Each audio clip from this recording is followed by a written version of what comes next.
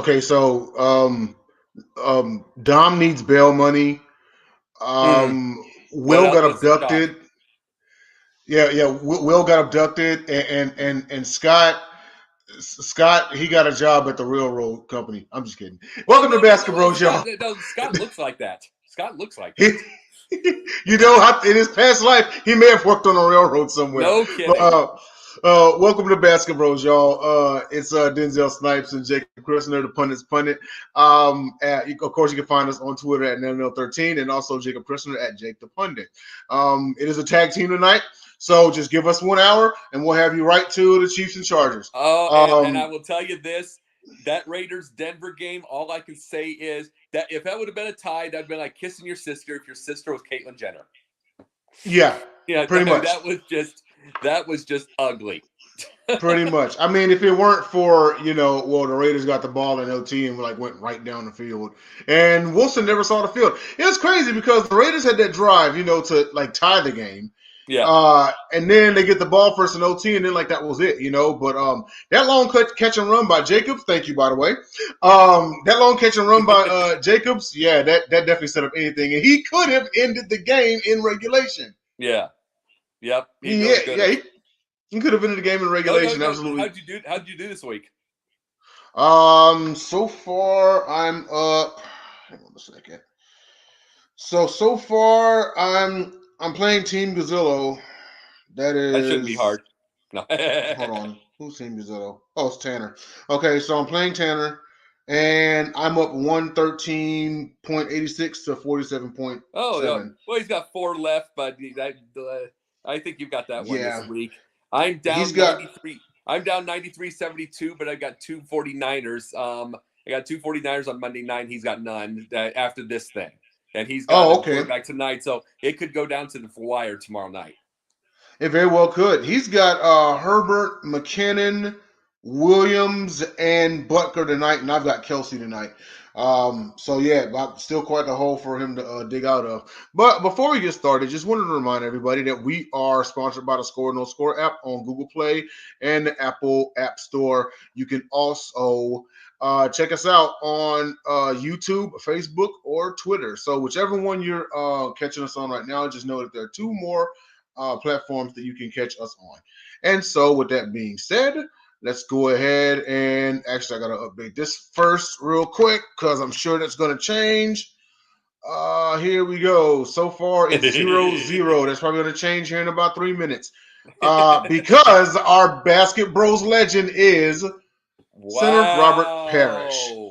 Wow. So, with that, I don't know if you caught the message, but it was supposed to be Dennis Rodman, but Scott couldn't be here, and he wanted to really talk about Dennis Rodman. So we're actually going to save that to next week. That's going to store in the refrigerator, and we're going to go ahead and I just kind of thought that one. I was like, I'll just do Robert Parish. So we'll do Robert Parish, but Robert Parish, I just actually. Oh wow, okay, funny. Wow, odd stat about Robert Parish. Robert Parish was actually 6'6" in the 7th grade. That is. I mean, I got no words for that one. Let's just hope he wasn't a bully. He kind of seems like he was a gentle giant, but of course he's from that era of basketball, so he got rough when needed.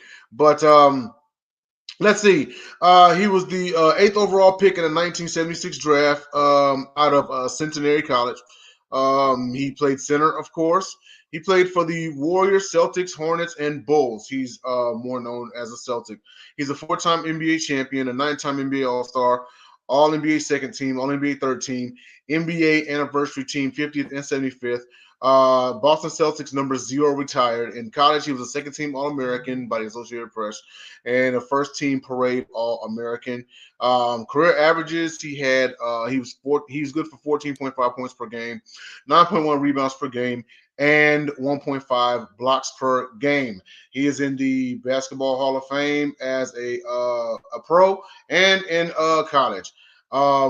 He had the steal in, game 4 of the 84 finals, the one that they called the Tragic Johnson game. Magic passed it right to him, and then they went on and tied it, and then of course Larry Bird hit the game winner in OT.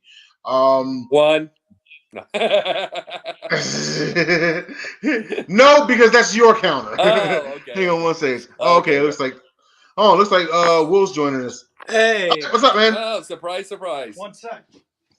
Okay. All right, but well, let's see here. But he won. Let's hide. Let's hide. He won 4 NBA championships. One with the '97 Bulls in his final year. Yep. But of course, like I said, he's more known as a Celtic.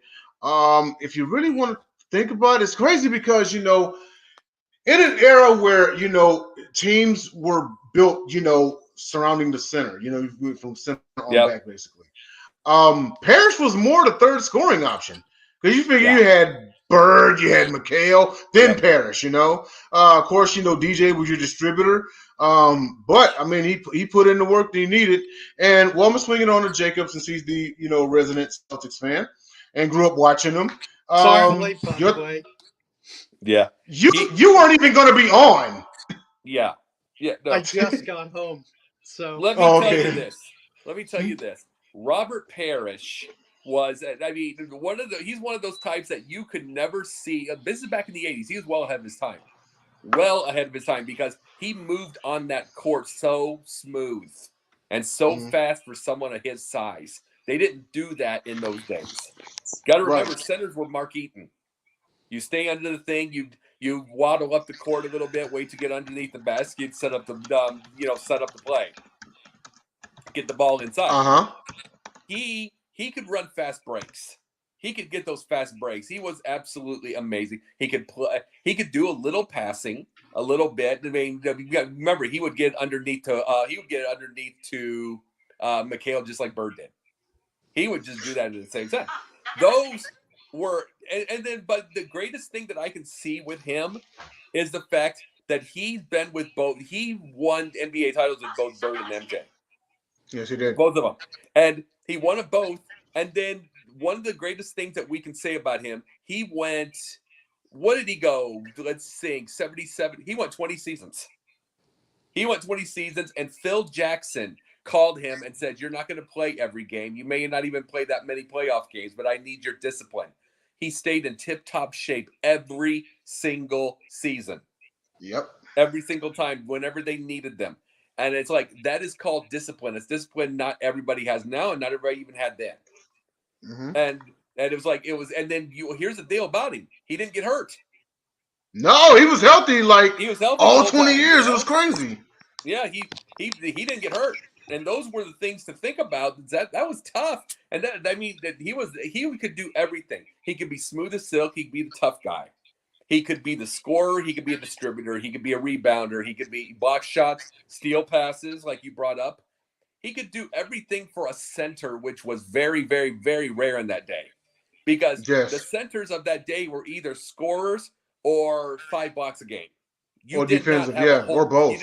You did not have until Patrick Ewing. You really didn't have and Hakeem Olajuwon. You didn't have a bunch of centers that was shooting 18 feet. He shot 18 feet, 16, 18 feet. Yep. With that weird, when we put the ball way up there. Jumper, exactly. That was Robert Parish was fun to watch, and I'll tell you this: I wish he would have been able to do some more with Charlotte because he would have been a fan favorite there. Probably so. Very rarely at that time period did you come across a center, like you said, until like an Hakeem that played outside the paint. That actually had a decent mid range. That'll get you 2-3 blocks a game. Robert Parish doesn't get talked about enough, and I get it because he doesn't have any individual accolades. He doesn't have a DPOY. He doesn't have an MVP or like anything like that. Well, he just did everything. He just did everything. He did. I mean, I think it is fair to say the Celtics don't win as much without Robert Parish. Oh no, because no, they absolutely do not. He was around all the time. It was consistency. Right. I mean, I think it would have turned into a situation where it's like, okay, Bird's doing it all, but they're not winning any championships, or maybe one.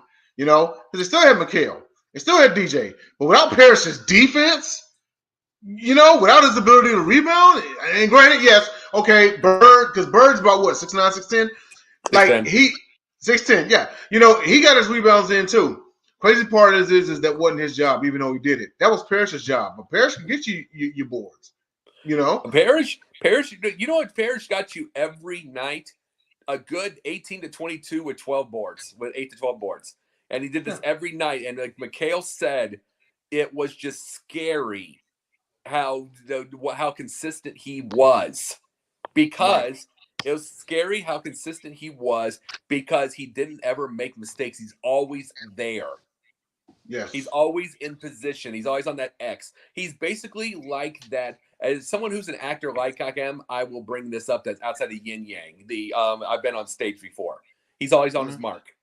He doesn't miss his mark. He doesn't miss his thing at all to get to that line. He would have been an amazing stage actor, because he's always on that mark. And that's why Merlin Olsen was such a pretty damn good actor when he got out of footballs, because they said athletes were great at getting their marks immediately. Yeah, absolutely. Well, let's bring it on the Will. Your thoughts on center Robert Parish? Yeah, sorry I'm late, guys. Just got home and I wanted to be on the show. I thought I wasn't gonna be home.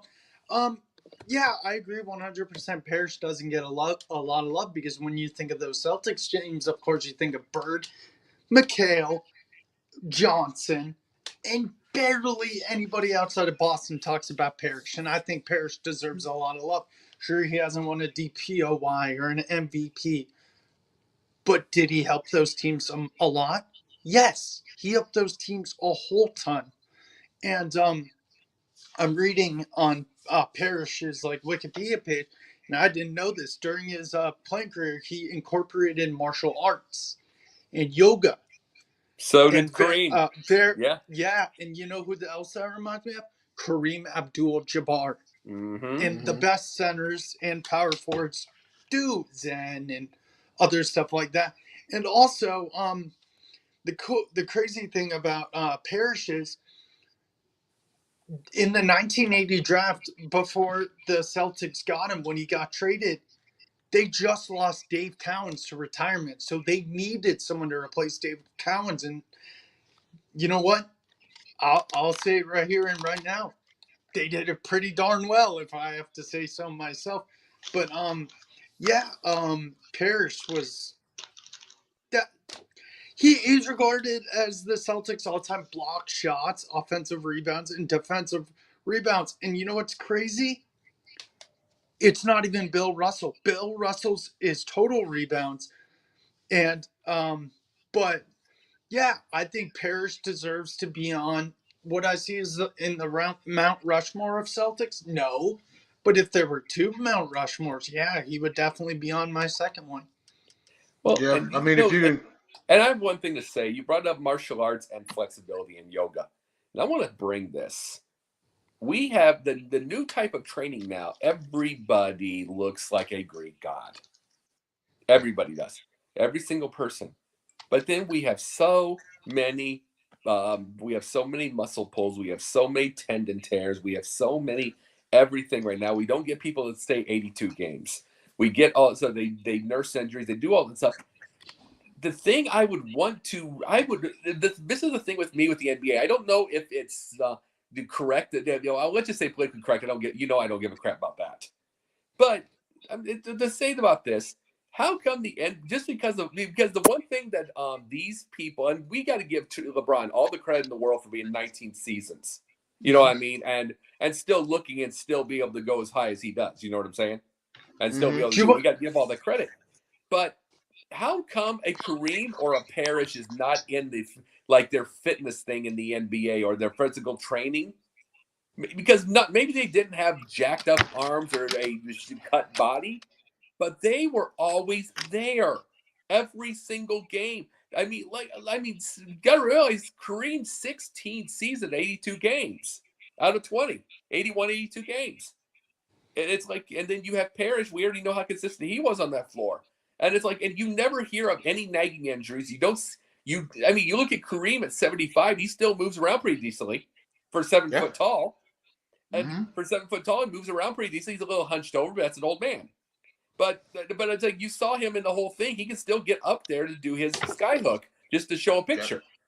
And then Parish, I'll bet you he's 68. I bet he can do the same thing. And and it's like how the thing is, the way that the NBA gets people, it's like you got to get them on the court. That's the show. And it's like if they're not healthy enough, then why aren't we getting that kind of fitness out there? Instead of overly bulky. I'm reading things about him also. He was 6'6" already in we talked about that. Yeah. grade. And I'm reading things about him also. He was 6'6". Whoa. What happened? Oh, I was changing my audience on Facebook. And then yes, hear this. Do you guys want to know why he wore 00? Go ahead. What's that? I just read. On the day they passed out uniforms in junior high school, that was the only number left. Because no one wanted 0, but he carried it with him all the way through the press. Hey, you know what? I like guys who wear 00 or 0. It means you have an edge to yourself, I feel like. Yeah, they're unique. I mean, look who else rocked 00, you know? Lillard, Gilbert Dame Lillard. He's just single 0, though. That's single 0. Single 0, yeah. But still 0, you know? Yeah. But we do have to move on to our next topic. We'll just go real quick on this one. And that is, give a past legend a skill they didn't have. I'll lead off with this one, and I'll be quick. I know we're going to cover him next week, but I definitely would give Dennis Rodman a jumper. With the abilities that he had. Just scoring. Yeah, absolutely, you know. But, I mean, you give him an 18 or a 20-something footer. Now, you take his abilities, right, with rebounding, the defense that he had. Now, imagine if he gave you 20 a game, 20 points a game. Yeah. I mean, how much far up the ladder does he move, you know? Period. I give him a jumper. I give Dennis Rodman a jumper. Absolutely. Go ahead, Jake. I will bring this. Here's, believe it or not, I'll say this. Robert Parish, a 3-point shot. Ooh. Or I know Robert Parish, Patrick Ewing, or Patrick Ewing or Hakeem Olajuwon 3-pointers. Olajuwon did have one. The system just didn't call for it. Right. I understand, but I'm like, that's what I'm saying. It's like, just give them regular. You know what I'm saying? Just give those a regular deal. Also, see, it's hard for me to say Tim Duncan because he just basically had he was just smooth as silk. But he was just, okay, I'll give another thing. George Gervin, about 20 more pounds. Ooh, nice. Give him about 20 more pounds with some muscle because he was smooth as silk in there. It's like you get to the playoffs and you know darn good and well the muscular guys, the overly bulky. You know whether Moses is there. I'm just giving an example. You know Moses would just catch him out of the way throw him out of the way like a stick. You know, right. It's like they would. You know he would at this kind of size that they would have and stuff. I'm just saying, give Gervin about 20 more pounds with that smoothness. Yep. No, absolutely. I mean, him about 15, 20 more pounds. That'd be crazy. I mean, even though he played in kind of that lean era, you know what I'm saying? But yeah. But Will, what about you, man? I had to think on the fly. I'm like, man, give Shaq like a mid-range game. Mm-hmm. Yeah, but he could hook shot, but a jumper like that, yeah, you're right. I think Shaq, I know you could body people in the post and you're a lot stronger, bigger than you, but what if you go against, I don't know, a bigger guy than you, maybe around the same size like a Hakeem? Like Yao Ming? Yeah, exactly. Dude, just maybe even a dream shake or something like that. Something outside the paint, just a little casual 10 to 15 foot shot. Give Yao Ming, by the way, Yao Ming health. For real. Give Yao Ming Robert Parish. You know who else I would say give health to? Brandon Roy. Okay. Yes, I thought the same thing. I thought the exact same thing. Give him a good set of knees. Yeah. Give him a good set of knees. Now undoubtedly Brandon Roy. I mean, that dude used to kill us. That's back then. I want to do a what if with Brandon Roy sooner or later. You know what? That actually is a pretty Like good him, idea because he I could have had mean, him, Marcus Aldridge, C.J. McCollum, and Brandon Roy. Yep. yeah, Yeah. and a Give. healthy Greg Oden. Oh Yeah. my god! Now, how many of No, them? no. Okay. Here's another one. Give Larry Bird this era 3-pointers. Yeah. Yeah. That would, Yeah. Because the reason I say that's not necessarily the 3-pointers, but stretch the whole spread out the ball game and everything. The way he could pass. Mm-hmm. The way I he could agree. pass like that. I know. Here, I'm gonna give this another one. Hear me out on this. I'm not gonna say legend. Let me cheat and go forward on this. Okay. Give Ben Simmons a coach that doesn't want him to score. Simply You rebound, know what simply you know what I Message. said, Jacob? I was actually telling someone this the other day. Give Simmons a jump shot or a scoring ability. That guy's a walking triple double. he really is, but knowing what his issue is and then he gets into his own It's head, coaching. It's coaching. I I'm a That's what I'm I a was. I'm a coach and mentor of broken toys. I've been this way for years. You know what I mean? I've been this Yeah. way Mhm. for years. I would love to be the one that gets Ben Simmons. I would love to get in tennis. I would love to get a. I would love to get a Nick. Let's see, a Nick Kyrgios. I love Yep. the broken toys that are because it's like the ones that you know are one step away. But see, a Ben Simmons, to me, I don't. I'm gonna. But scoring's gonna be a bonus to me. I'm Yeah. gonna let him get into his own head for a second and decide, I'm going to shoot a jumper and miss, and if he does, he does. I'm going to let him decide. Meanwhile, I want him to live. Can you see how easy he passes? Can you see he got 13 rebounds the other night?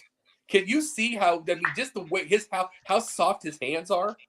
I Yeah. don't care if he. I don't give 1 ounce of a crap if he doesn't score. I mean, they got scores in the Nets. Mm-hmm. I want that all the time. That's what I'm saying. It's like to me that if I'm going to go cheat and say this with Ben Simmons, someone's just going to let Ben, and instead of judging him on his scoring, someone would just leave him alone. Just distribute the damn ball because that guy's got soft hands and he rebounds. And he does a Mm-hmm. lot of the things, and he's got athleticism for 6'10". I wish he had more desire, but Yeah. but on that court, he is as smooth as silk when you get to that thing. I just let him decide, and if he does start scoring, watch out. And you said it yourself, Will. Walking triple double. Yeah. Yeah. And that's what's so crazy about it is, everyone wishes this jumper up on him. He does have the jumper. He just have to have it in here to shoot. He Yeah, does have a jumper.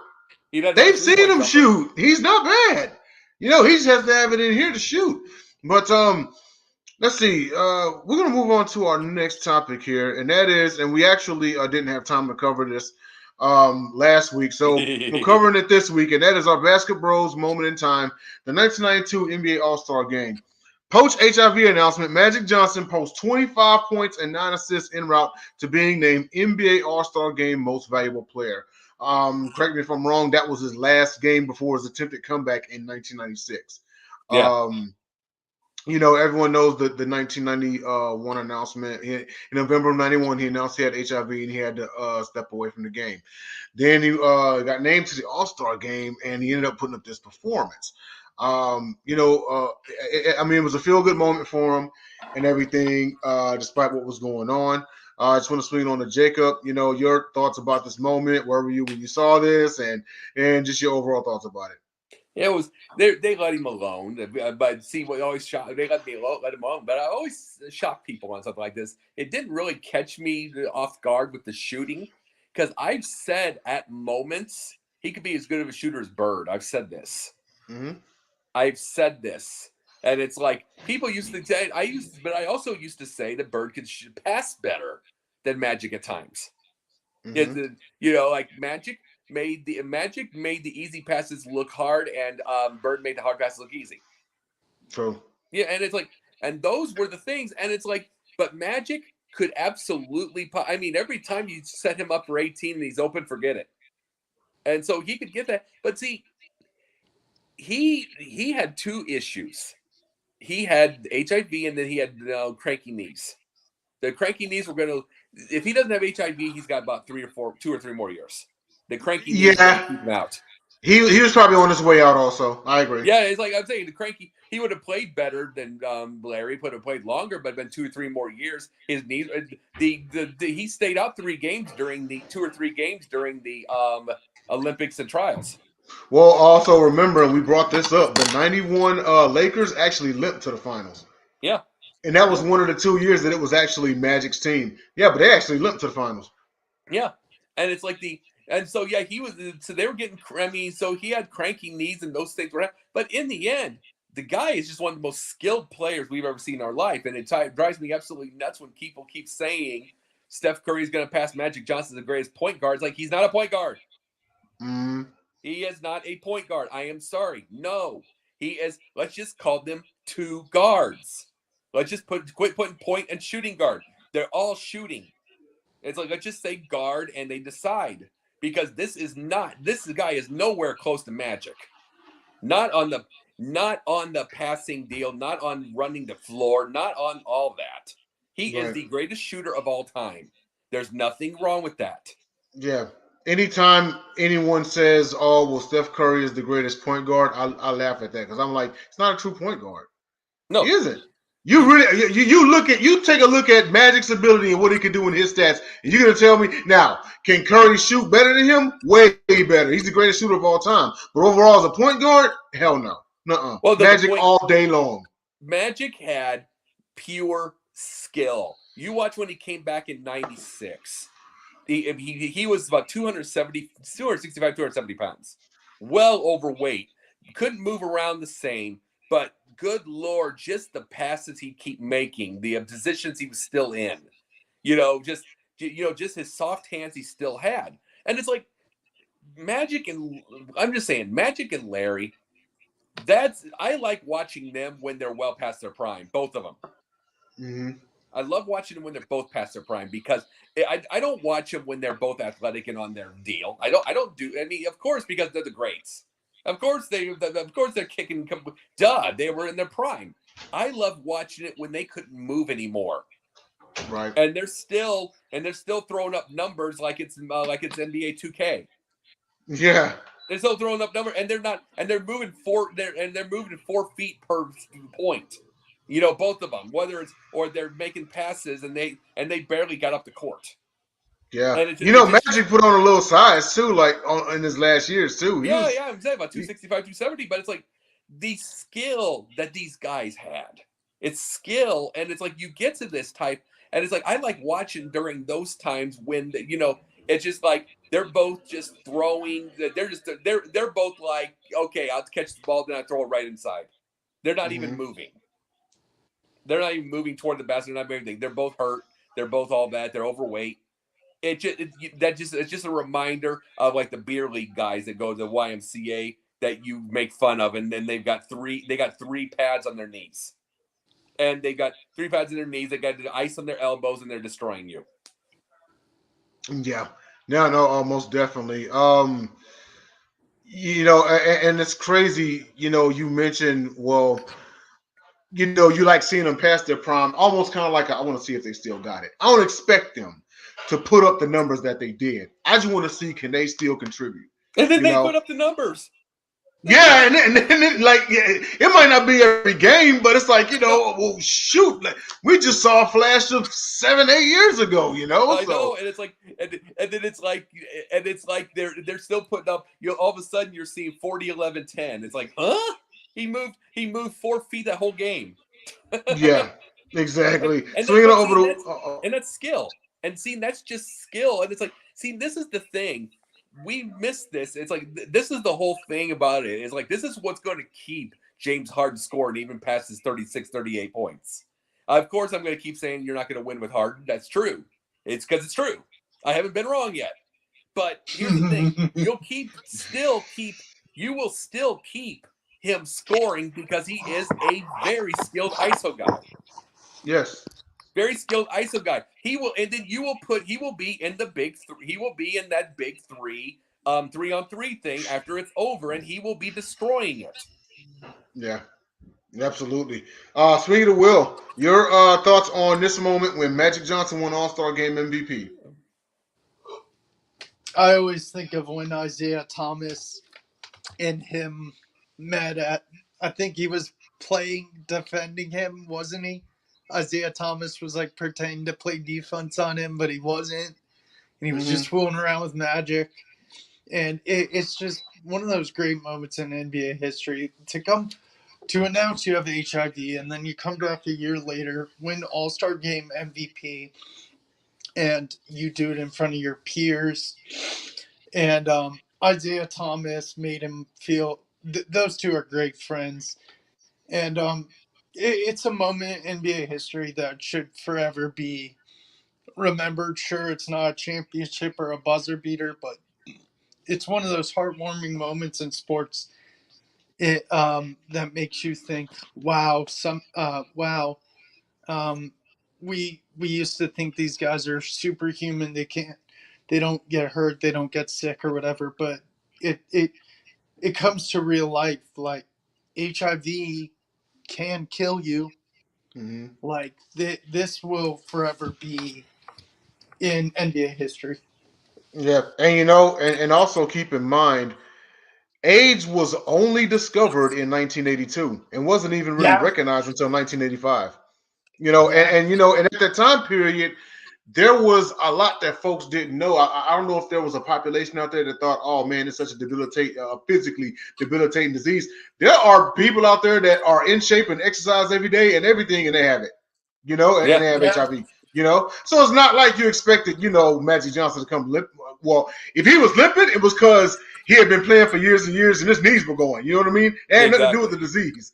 Yeah. You know what I'm saying? So Yeah. yeah, but even still, it's still a feel good story either way you look at it.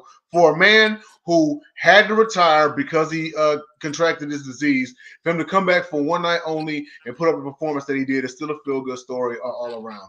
But I'm going to take this time to we're at the halfway point of the show, and to let you know once again that we are sponsored by the Score No Score app. Will, since you're the Johnny Come Lately tonight, Yeah, explain to everybody what Score No Score app is. so the Score No Score app is an app where you can put in. It gives you a set amount of coins, and you can keep adding to it. It could be in baseball. It could be in football. I think football or something like that. Like It's football and guys baseball, trying to man. get if someone's going to get a base hit, is someone going to strike out the side? It's just like Dom puts it. It's sports gambling for dummies, but it's a really good app, and it it's fun. I've heard. Yeah, don't really know how to describe more than that. No, it absolutely is a fun app. Of course, right now they have baseball and football. Of course, the baseball season's over with, so they have football. So feel free to go on there, download the app. It's really fun. If you need more coins, you kind of got to pay out of pocket. I think they give you like 400 just right out the gate, just free. But it's a fun app. And absolutely download it, and just know that we are sponsored by the Score No Score app. Download it in your Google Play or Apple App Store. And now on to our next topic, which is our second Basket Bros moment in time. And I'm really curious to hear from Jacob about this. This is 1983, the birth of the salary cap. So the salary cap first came to be in 1983, as the banner says. And the cap had many wrinkles, had birds' rights, max contracts, trade exceptions. But they shaped the league to what it is right now. Of course, in an era where baseball still has none, and you can pretty much like buy what they say, buy your way to a championship or whatever. Whatever terminology you want to use. Even though I think that still to a certain extent, you got to spend money to get players. So this whole notion of buying your way to a championship, well, you got to spend money to get players anyway. So like, what do you think that is? But still, it curbed the unfair advantage deal. The crazy part about it is even in the salary cap era, the Bulls still won 6 titles in 8 years. You still had repeat champions. The Rockets repeated. You still had the Lakers and Celtics runs in the 1980s post. Right when the salary cap hit. and everything. But like I said, it created a level playing across the board, somewhat depending upon who you're a fan of, what team you're a fan of. But swinging over to Jacob, I'm really curious to hear your thoughts about the birth of the salary cap in 1983. No, all I can think about is, could you imagine if basketball had baseball's salary deal? You get my point? You know, at one point in time in the early to mid 90s, baseball players were the highest paid of all sports. Well, let me tell you this. Could you imagine? The thing is, you said that it gave them like a parody. Since '83, let's see, Boston, L.A., Boston, L.A., L.A., Detroit, no, Detroit, no, L.A., then Detroit, then Chicago, Chicago. Yeah, Houston, Chicago. Houston, Yeah. Houston, Chicago. San Antonio. Oh, let's go over and over. No. If you look in the last 30 years, there's been just 6 or 7 teams? Yeah, and then we got 4 championships for the Warriors. Let's see, with the Warriors, and then we got LeBron's 4. You know what I mean? And it's like, in the end, it is a fake idea. Just being honest. It's a fake idea of parity. You're right. What it did, it allowed these heavy-duty teams, it allows you to go get Bill Walton for the Celtics. I mean, you're talking Bill Walton, the Hall of Famer, is now your 6th man. It's allowing one. And let me be honest, I hate when people are talking about parity, because if you suck, you're gonna suck. You're gonna suck with all the money in the world. That's very fair. You're gonna be garbage with everybody in the world. Let's just be completely honest. The Celtics, they had to deal with all that, and what do they get? They get the 6th man, Bill Walton. They get, and then they get over and over. They had always had the shooters, Seasting. They got him from Indiana, Jerry Seasting. They get you get Danny Ainge a little while before that. They just keep getting players little by little that piece everything up. They get the bench, they get everything. And it's like, and here's the thing, what you can do on those teams, they call it parity, but it hides the fact that there are older players that would just kill to be on these teams. Remember, Ron Harper gave up his flashy star world to be on Chicago. So he did, and he came there just as Michael was gone, but then he took his role, and then look at the rings he got. Yeah, and it's like, I mean, these are the former stars and everything. This has allowed you to put them on the bench so they can get their ring, and it has allowed because guess what? Ron Harper wasn't going to Sacramento. No, Ron Harper wasn't going to go back to Cleveland. He wasn't going to go, not from those eras. He wasn't going to do that. It's like, especially after he's getting a taste of those rings. People aren't going to, they're not, when they're at their end of their line, I mean, Moses Malone would have loved to have gone to Chicago to get that ring, his 2nd ring. I'm shocked they didn't call on him, but then again, Michael would have probably just trash talked him out of the league. Yeah. Because he was getting slow and annoying. So those are, this wasn't the tough guy anymore. He was about 11 months pregnant by that point. So basically, but those are when they call it parody, and it's BS, because you had all those titles. All these salary cap things do is allows you to find someone with a little bit left to get on a bench that is still a little bit left and to help the star. That's what it does. Example, and every one of these teams did it. And remember, they got Kevin Willis in San Antonio to get his ring. Yeah, exactly. After 19 years. And basically what came from, before I speak it to Will, basically what came from it is people had this fantasy.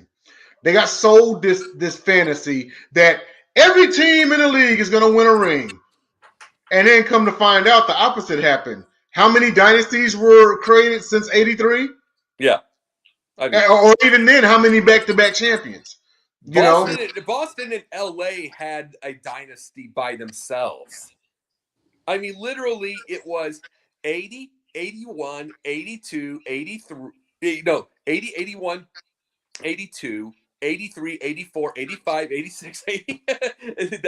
These are the times that they were all either LA or Boston was in the finals. Yeah. Oh no, and the 88, 89, and 91.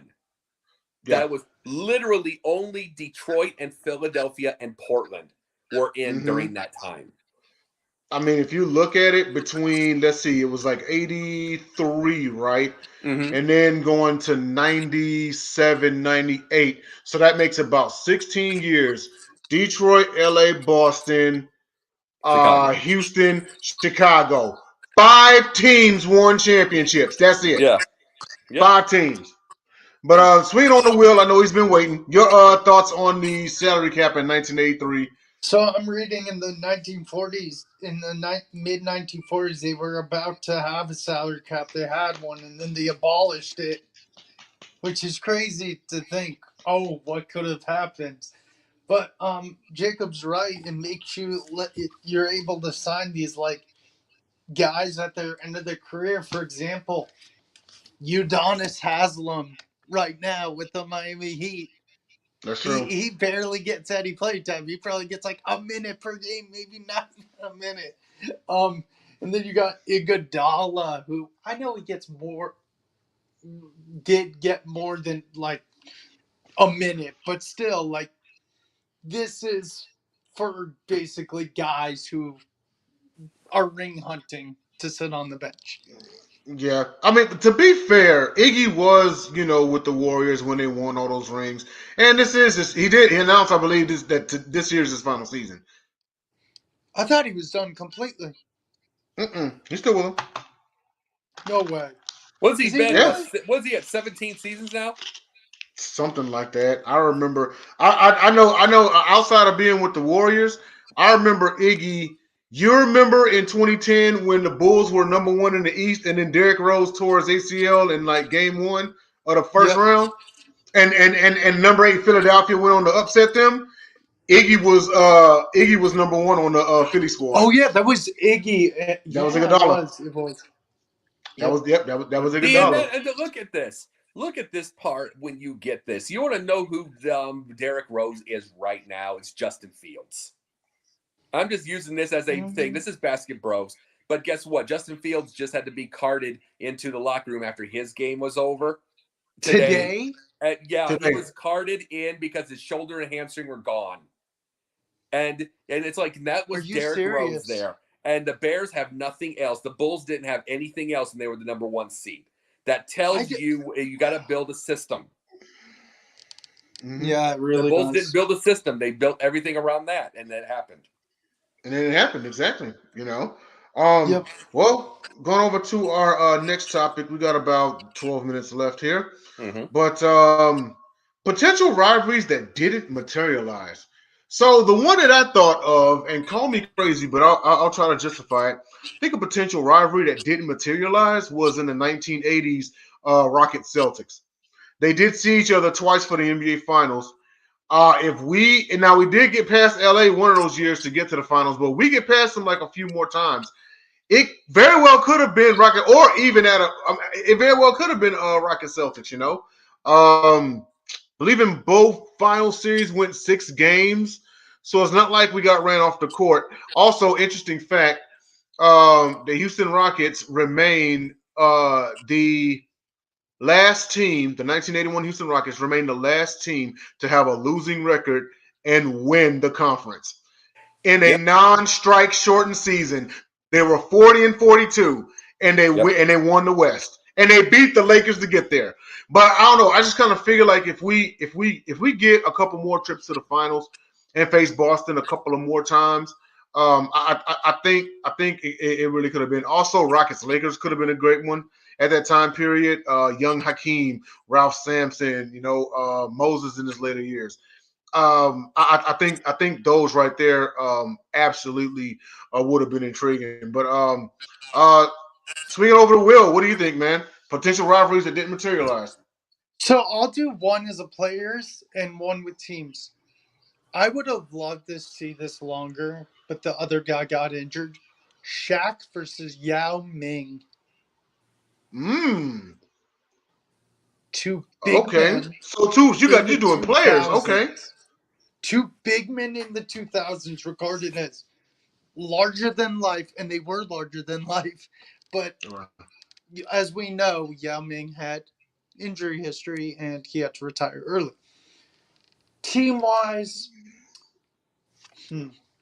one sec. Give me the I would say the Warriors and the Clippers with Chris Paul and Blake Griffin. Because those Clippers team did not do anything when they reached the playoffs. Really. Yeah. Because especially imagine years down the road if Chris Paul didn't get traded to the Rockets and Blake Griffin didn't get traded or DeAndre Jordan didn't get traded. It would have been fun, like Steph versus Chris Paul, Steph versus Clay versus, or Draymond versus Blake Griffin, and then like, I don't know, someone else against DeAndre Jordan. Like the Clippers never materialized into anything. They were always that good team that never won a ring in the playoffs. But that would have been an interesting rivalry in the 2010s. Okay, interesting. What about you, Jake? What do you think? I don't know what you think, but no, it makes sense. Go ahead, Jake. Boston and Chicago with Bird and Michael in their prime, both of them. Oh, nice. Because the first time around, and everything like that, Bird was dominating Bird dominated the whole series anyway, both playoffs and everything. It was up like 23-11. So it was that even with that. Michael only had 1 year that in Bird's career where he won the season series. It was his final year when he didn't play 3 of the games. Mm-hmm. So you got to realize that they're both in their prime, and then add Reggie Lewis. Oh wow! Yeah. Yep. And so there. Also, Chicago, Atlanta never really materialized because after Atlanta's 1988 in that duel game, they just never came back. They just never had there was just never enough. It was always 42 wins, always Bob Weiss. It was, you just add that and then you lose Dominique. Yeah. I had another one also. Lakers, Suns, 2000s, Kobe, Steve Nash. Okay. Yeah. I mean, they have a rivalry historically, like teams, but I think I see where you're getting at. What was your reason behind it? The Suns never got over the hump because whenever they ran into the Lakers would have the answer to them every time. Here's another one. Detroit, Philadelphia, both primes. Oh. Okay. Yeah. But let's just put it in the early 80s. The Bad Boys versus Moses and all those, and Rick Mahorn. Rick Mahorn put Rick Mahorn on Philly. Let's just pretend that for a second. With all the Bad Boys, with everything. Let's just put it on there because there's enough Bad Boys anyway. There's enough Bad Boys. No more Bad Boys movies. Yeah, but I'm just saying though. But imagine Detroit and Philadelphia for that would be insane. Two rough and rugged teams. Dying. But could you imagine that? Could you imagine that rivalry? What about Magic Bulls in the 90s? I don't think so because when Mike, reached his prime, Magic was getting old. Yeah, but we're talking about the Orlando Magic. Oh, Orlando. Oh, okay. Oh, yeah. Yeah, definitely. That one should have been a little bit better. I actually was going to go bold on my next one. I was actually going to say Hornets, Bulls, if the Hornets don't trade Kobe. I agree. Yeah. 1,000,000%. That would have been imagine Hornets, Bulls. Or if the Hornets, even if they don't trade Kobe, Hornets and Bulls, if they keep their main roster without losing everybody, that could have been pretty dang good. Yeah. Oh, so the Hornets had they kept Mourning, Bogues, Johnson, Curry, Dale Curry, Yep. That could have been something interesting. It could have. Well, let's move on to our last topic. We're in the last 5 minutes. Just real quick, NBA Slam Dunk Contest favorite dunk ever. Me personally, 1994, Isaiah Ryder, East Bay Funk. First ever to go through the legs and dunk it. There is not, everybody watching at home and on this panel, there is not a more revolutionary dunk than the East Bay Funk. Because if you think about it, how many more variations of through the legs have we seen since then? And he was the first to do it. I've got one almost better than you, but I'll let Jacob. Go ahead. Oh, okay. The original free throw line dunk, Julius Erving. Okay. MJ did it years That was later. replicated by Don't Michael, get me yeah. wrong, but who was the first?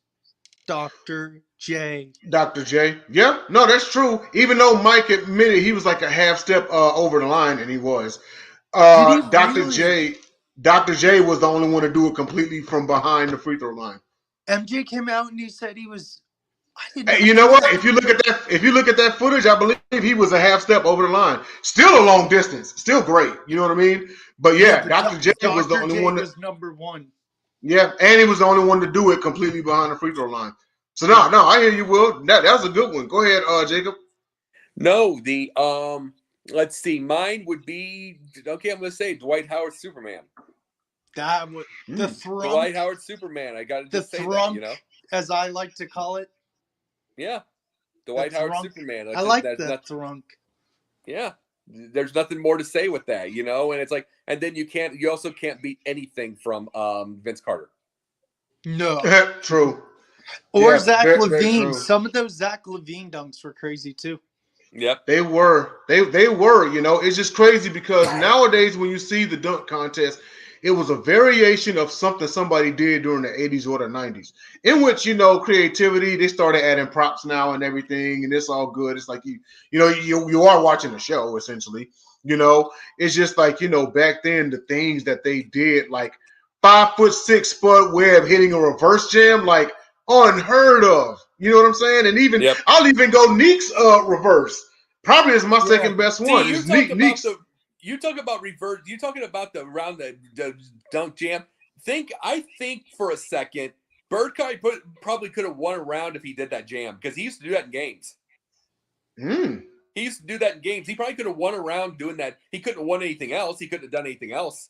It would have just been boring in that. He could have just called out, but he probably could have won one round doing that, because he used to do that jam, go around the rim and dunk it. Oh, Bird, yeah. And you know what? And and you know what? That may be one of the biggest what ifs. Just like, what if LeBron would have entered a dunk contest? What if Bird would have entered a dunk contest? Well, I give Bird one round. I'm not gonna. There's nobody else. I'm giving him one round based off that, to go around the rim and then dunk. No one did that at that time, so he would have probably taken a round. But I mean, after that, he had no others. He had no others, yeah. I mean, but still, it would have been great just to see him there. Yeah, well, just do that. Here is something if Bird would have been for it. MJ in the 3-point contest like he was in 90, Bird in dunk contest. Switch up because they're bored. Oh, that's funny. Also, keep in mind, especially at that time period in the 80s, that was a black-dominated dunk contest. Yeah. If Bird would have done it, and now he's setting the tone for a Brent Berry, who won it in '96.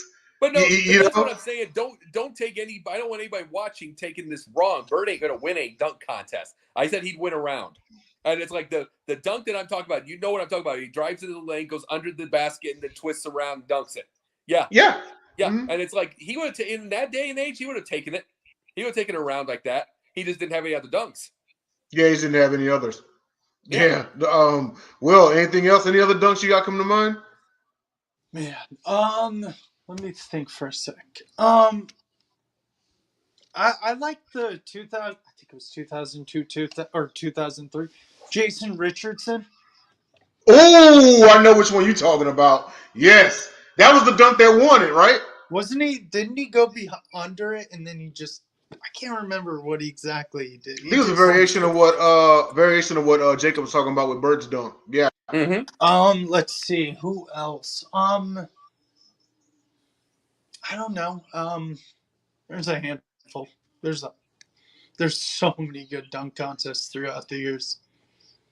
And some really bad ones. Yeah, and some really bad ones too. The Brent Berry one almost ruined the dunk contest. And he won. Yeah. And he won. And it was because it was no, Kobe actually won 97. But I mean, if he but man, just imagine if Kobe would have won it in 96. Yeah. Well, like his rookie year, you know. But Kobe won 97. If Brent Berry does not win, let's just be truthful on it. If Brent Berry does not win, then and stuff like that, then they probably don't take 3 years off. True. You know, it's like that whole point made him take it off in the first place. It's like, yeah, right. Yeah, absolutely. Well, we're about to end of the show. I just want to thank everybody for tuning in to Basketbros. Also, if you're a first-time watcher, be sure and leave that like and also subscribe to Sideline Sports. So leave that like on our videos, and also subscribe to Sideline Sports. It's more than Basketbros. We got a plethora of shows. We got the Sports Arena. We got the Gauntlet. We got 3 Chicks in a Pod. We got the Cold Hard Truth. You know, you name it. You know, we're everywhere. J&J Sports Express, the Sideline Sports Show. You know, so we must definitely put material out there. Pundit. Confidential, you know, so it's a library full of material, you know, even if you're, you know, kind of in your car going on a long trip somewhere, you know, just kind of put us on and just listen to us, you know. We got great material. Wait, I was trying to point to Jacob because he's in the car, but I don't know which. I think it is. I'm not in the car. My car doesn't have a wall on it. His car's not that big, but Jacob, let everybody know where they can find you. Well, Sunday nights here, Monday nights during the season, the NBA Carousel, Megan Price. Tuesday nights during the season, Confidential, no longer at 11 o'clock. Wednesday nights, the #1 show with the name Pundit in it, Pundit's Pundit. And then right afterwards is with Scott Morgonroth. He's on that show, but I'm also at his show, the Sports Exchange. Thursday nights, I'm away from that, and I do Yin and Yang. I do Yin and Yang with TJ Sanson. We talk films, we talk psychology, politics, all kinds of stuff. So it's a little bit different. We're also working on a couple movies.